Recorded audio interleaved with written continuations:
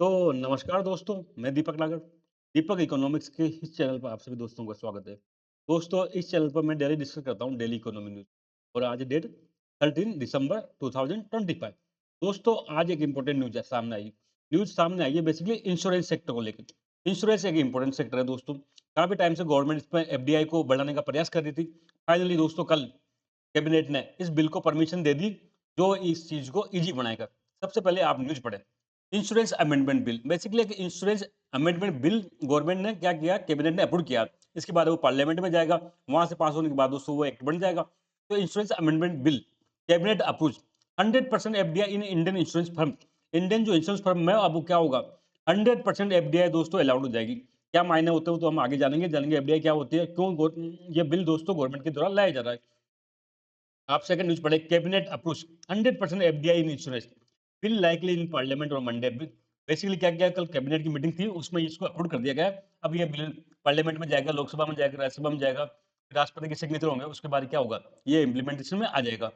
दोस्तों, ये पूरी न्यूज क्या है, इसके बारे में हम one A to Z discuss करेंगे। सबसे पहले तो दोस्तों कल एक cabinet committee on economic affairs की मीटिंग हुई थी, सीसीई। देखो दोस्तों, कैबिनेट की कई सारी कमेटियां होती है, ये आप पॉलिटिकल साइंस में पढ़ते हो। लेकिन कैबिनेट की एक कमेटी होती है, cabinet committee on economic affairs. Basically इसके हेड तो पीएम ही होते हैं, प्राइम मिनिस्टर नरेंद्र मोदी जी इसके हेड है। जितने भी बड़े देश में जितने भी बड़े इकोनॉमिक डिसीजन लिए जाते हैं, उसमें दोस्तों ये सीसीए का ही योगदान होता है। मतलब सारे बड़े डिसीजन इंडिया में, जो जितने भी इकोनॉमिक के बड़े डिसीजन हैं, वो cabinet committee on economic affairs के द्वारा लिए जाते हैं। Takes major economic decision, it takes major economic decision. ठीक है बात यहाँ तक। इसके बाद दोस्तों जो बिल बेसिकली सीसीए ने जो बिल कल अप्रूव किया गया है, उसके बाद वो पार्लियामेंट में जाएगा। उसका नाम है दोस्तों इंश्योरेंस लॉ अमेंडमेंट बिल 2025। इसका नाम याद रखें, insurance law amendment bill 2025। Basically इस बिल के माध्यम से गवर्नमेंट 3 एक्ट को अमेंडमेंट कर रही है। आप सब नाम सुना होगा, इंश्योरेंस एक्ट 1938। बेसिकली दोस्तों भारत में जितने भी बीमा क्षेत्र है ना, उसको रूल्स एंड रेगुलेशन कंट्रोल करने के लिए एक एक्ट है पहले से, इंश्योरेंस एक्ट 1938। तो इसमें अमेंडमेंट किया जाएगा। एक दोस्तों इल्डाई एक्ट 1999, आप सबको पता है इंश्योरेंस सेक्टर का रेगुलेटर कौन है, इल्डाई है। उसको दोस्तों उसके लिए ये बेसिकली एक्ट आईआरडीआई एक्ट 1999 लेके आए थे। एलआईसी एक्ट 1956, दोस्तों एलआईसी की गवर्नेंस के लिए जो एक्ट इंडिया में एग्जिस्ट करता है, वो एलआईसी एक्ट 1956। इन तीनों कानून में दोस्तों क्या होगा, ये इंश्योरेंस लॉ अमेंडमेंट बिल 2025 तीनों कानून में अमेंडमेंट करेगा। और दोस्तों ये बीमा जो बिल है, basically will be introduce as सबका बीमा सबकी रक्षा है। बेसिकली इसका मेन मोटिव क्या है दोस्तों, सबका बीमा सबकी रक्षा, सबको बीमा मिले और सबकी रक्षा हो, ऐसा इस बिल का एक मोटो है। इस रूप में इसको दोस्तों इंट्रोड्यूस किया जाएगा। इस बिल के कुछ की प्रोविजन है।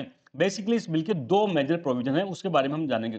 सबसे जो की प्रोविजन है दोस्तों, वो है फर्स्ट नंबर पर इंश्योरेंस जो एफडीआई लिमिट है इन इंश्योरेंस सेक्टर, बीमा क्षेत्र में वर्तमान में दोस्तों जो एफडीआई लिमिट है उसको बढ़ाना है। आप सबने नाम सुना होगा फॉरेन डायरेक्ट इन्वेस्टमेंट, विदेशी प्रत्यक्ष निवेश। देखो दोस्तों, कोई विदेशी कंपनी, चाहे वो पेप्सी हो, चाहे कोका कोला हो, जब इंडिया में कोई प्लांट में कोई मशीनरी में पैसा लगाती है तो उसको एफडीआई कहते हैं, सिंपल सी बात है। अगर वही पैसा शेयर मार्केट में लगा रहे तो उसको एफपीआई कहते हैं। ये दो अनु होता है। विदेश से पैसा इंडिया में दो रूप से आ सकता है। एक तो एफडीआई, जब यहाँ प्लांट मशीनरी में लगाए, कोई नया प्लांट डाल दे कोका कोला की बोतल का, या फोर्ड कंपनी यहाँ पे अपने इंडिया में चेन्नई में कोई कार बनाने का प्लांट डाल ले, तो उसको कहते हैं दोस्तों एफडीआई, फिजिकल होती है, इससे रोजगार वगैरह पैदा होते हैं।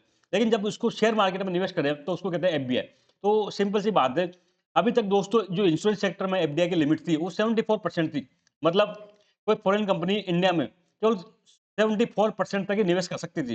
लेकिन दोस्तों पिछले कई टाइम से चल रहा था कि इसको बढ़ाकर कितना किया जाए, 100% किया जाए। तो 8% जो एफडीआई लिमिट है वो क्या है, इंश्योरेंस सेक्टर में 74% है दोस्तों। विदेशी निवेश केवल 74, इंडियन कंपनी में विदेशी व्यक्ति 74% तक निवेश कर सकता है। लेकिन अब इस बिल के बाद वो कितना कर पाएंगे, 100% कर पाएंगे। देखो दोस्तों, ये कोई नई बात नहीं है। बेसिकली इस साल का जो बजट आया था फरवरी 2025 में, जिसको कहेंगे हम बजट 2025 छब्बीस, उसमें भी दोस्तों ये सरकार ने अनाउंसमेंट किया गया था कि FDI limit in will be increase from 74% to 100%। Basically budget 2025-26 में वित्त मंत्री निर्मला सीतारमण जी ने एक घोषणा करी थी कि जो एफडीआई लिमिट है बीमा क्षेत्र में 74% से उसको बढ़ाया के कितना किया जाएगा, 100% किया जाएगा।